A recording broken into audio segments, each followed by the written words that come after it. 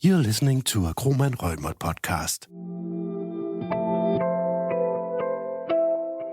Hi, welcome to the next episode on our podcast, English Law in 10 Minutes. I'm Kumaran Thavarajah. I'm a partner in our corporate finance and M&A team, and I'm an English lawyer.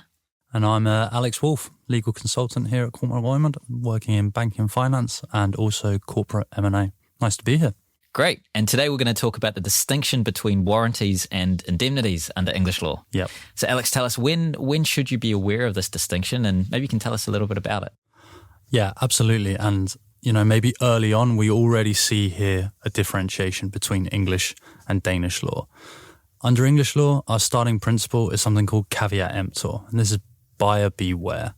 There is generally a burden on the buyer when it's purchasing an asset or a company in an M&A transaction to do its own due diligence and really do its investigations on what it's acquiring, versus in Danish law where you have this general duty of loyal disclosure.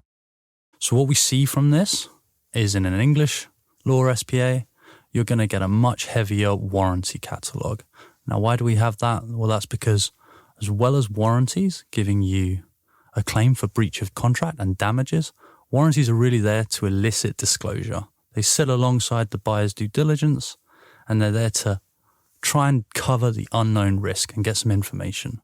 Okay, so warranties are there for a buyer to elicit disclosure and to have something to sue against. So it sounds a lot like Danish law in that aspect, but like you're saying, one key distinction is under Danish law, where there might be this duty of loyal disclosure. Under English law, a buyer needs to ask the right question. So say for example, if there's some kind of litigation risk in the target, right? There's some kind of outstanding litigation against it, some claims brought against it, and the buyer simply doesn't ask the question. Yeah. Bad luck for the buyer. Bad luck for the buyer. Okay, so that's how the caveat emptor works. Yeah.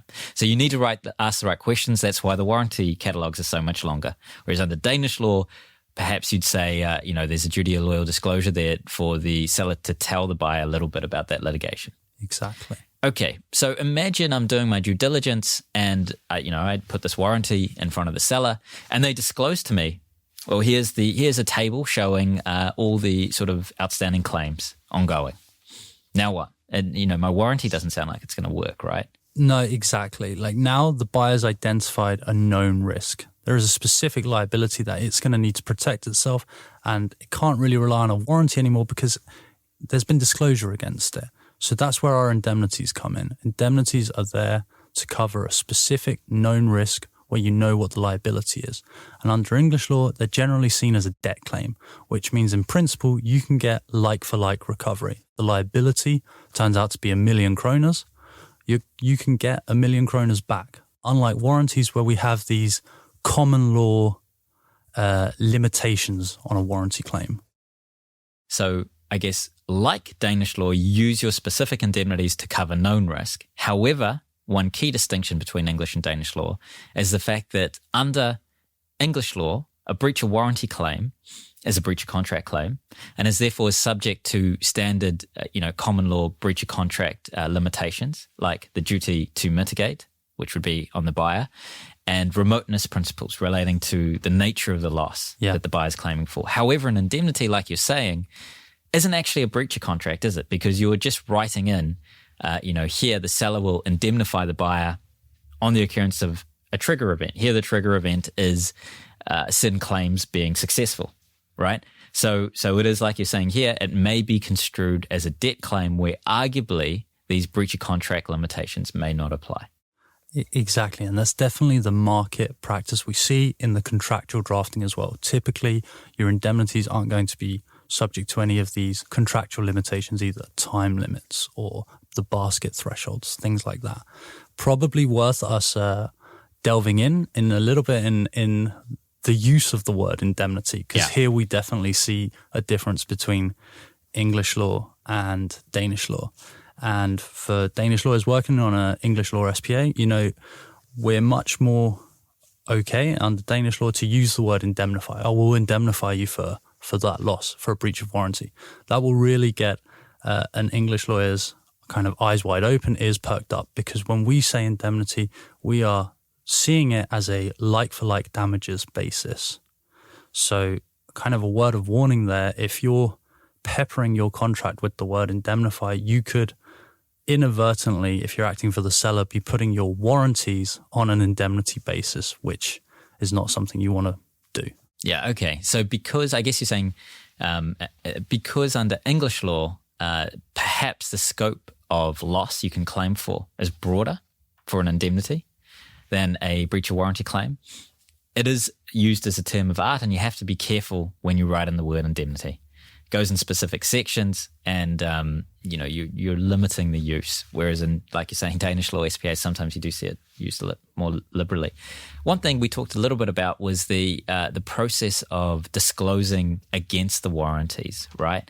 And something that I think Danish lawyers have noted to me is under English law SPAs, you have this concept of a disclosure letter, which you don't have under Danish SPAs generally.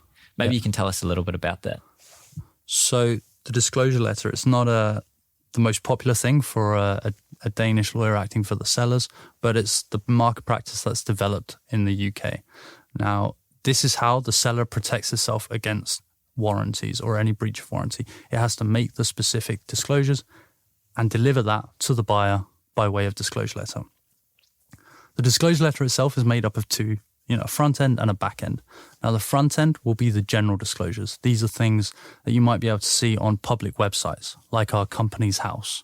There's also sometimes a data room which can be generally disclosed, whereas the back end are specific disclosures against the warranty catalogue. So you name the warranty and the specific disclosure you're making there.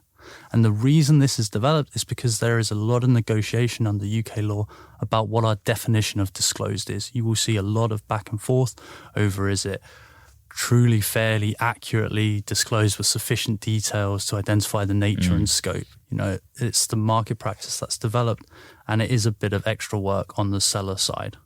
Okay, interesting. So I guess like Danish law, there, of course, is the obligation. Like Danish law, there is the practice to, say, treat the data site as disclosed. However, because of this disclosure letter process, it has the specific warranties set out and provides for a specific instance where disclosure can be made against each one, there can perhaps be a higher burden on the seller. I think that's the way we've got to look at it. And I'd say as well, if you can get the data room disclosed, that's great. I've also seen a lot of deals where you can't. Yeah. So it's also bargaining strength between the parties. Okay, well, that's great. I think that's a great introduction to the distinction between warranties and indemnities.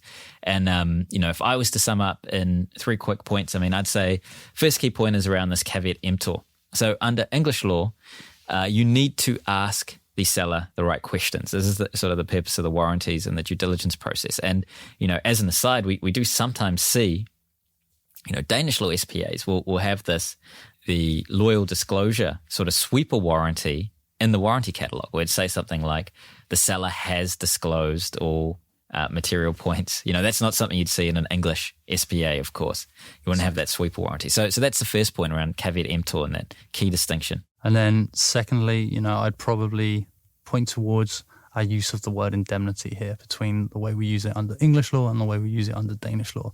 In English law, it's very much to identify a known risk, a specific liability, and if you're using the word loosely, you risk putting your warranties on an indemnity basis, and they're not going to be subject to contractual limitations. Sure. And then lastly, as we said, disclosure. The disclosure letter, yeah, absolutely. So the disclosure letter process, we would sum up to say, for a seller, a Danish seller, using an English law SPA and English law disclosure letter process should be aware that there perhaps may be a higher burden around how it discloses and to ensure it specifically discloses against certain warranties rather than just, dumping things into a data site and saying that the data site's fully disclosed, especially around how the term disclosed is defined. Exactly. A little bit more work on the seller side. Great. Okay. Well, thanks a lot for joining us, and we hope you listen in to our next podcast. Thank you.